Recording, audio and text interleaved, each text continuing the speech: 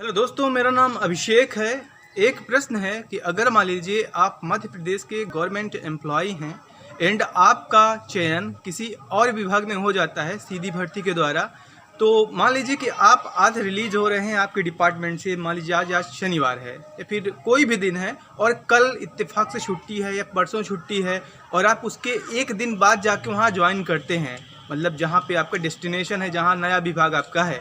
तो देखिएगा जनरली जो आपका बीच का समय रहता है तो वो कहाँ काउंट होगा, क्या उसका आपको वेतन मिलेगा या नहीं मिलेगा, क्योंकि ना तो आप यहाँ के कर्मचारी अब रह गए हैं और न तो आप सामने के रह गए हैं जहाँ आप ज्वाइन कर रहे हैं।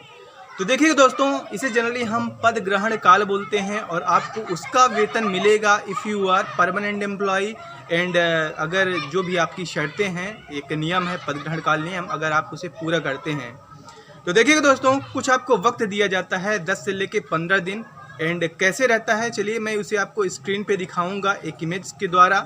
और फिलहाल दोस्तों आगे मैं ऐसी वीडियोस लाऊंगा जो कि आपका मध्य प्रदेश में कोई भी जॉब रहे उसके सभी नियम को कवर करेगी। तो मैं एक प्लेलिस्ट बना दूंगा यूट्यूब में जो कि आपके लिए बहुत हेल्पफुल रहने वाली है। तो दोस्तों चलिए देखते हैं।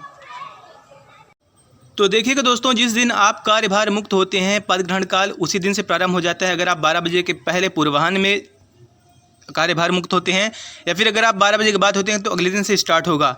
अब देखिएगा पद ग्रहण काल की जो गणना है वो सब जितना भी रहेगा पुराने मुख्यालय से रहेगा। मतलब आप नया विभाग कोई ज्वाइन कर रहे हैं तो आपका जो पद ग्रहण काल का लाभ रहेगा या फिर जो भी आप एम्प्लॉय कहे जाएंगे, मतलब इस योजना के तहत या फिर इस नियम के तहत, तो आप पुराने मुख्यालय के तहत ही काउंट होंगे।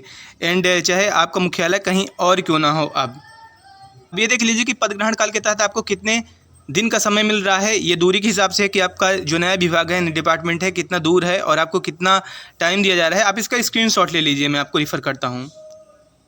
अब देखिएगा सबसे महत्वपूर्ण जो पॉइंट, सबसे महत्वपूर्ण जो विषय है वो ये है कि प्रतियोगी परीक्षाओं के द्वारा, या फिर आप यहाँ पे पढ़ सकते हैं क्या लिखा है। इसमें साफ साफ यही लिखा है कि अगर आप किसी और विभाग में जा रहे हैं सीधी भर्ती के द्वारा भी, तो अगर आप स्थायी कर्मचारी हैं या अनंतिम स्थायी कर्मचारी जिसके सपोर्ट में एक प्रमाण पत्र जारी किया गया है, ये रूल्स है, देन आप इसके लिए पात्र होंगे। मतलब पद ग्रहण काल नियम आप पे लागू होगा एंड आपको उसका वेतन भी मिलने वाला है।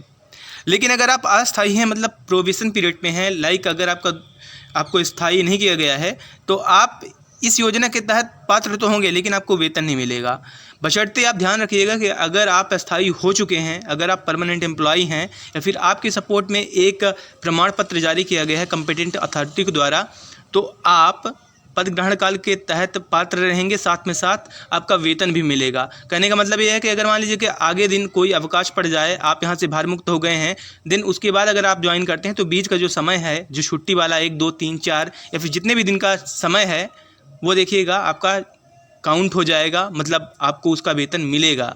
और देखिएगा कि अगर मान लीजिए कोई बीच में अवकाश है और पद ग्रहण काल आपका शुरू हो गया है, तो बीच वाला अवकाश अगर है, बीच में आपका जितना भी टाइम दिया है 10, 11, 12 दिन, तो ये भी इंक्लूड हो जाएगा। मतलब आपका ये प्लस ये दिन प्लस ये रहेगा जिस दिन आप ज्वाइन करते हैं। तो उम्मीद है दोस्तों कि आपको वीडियो पसंद आएगी।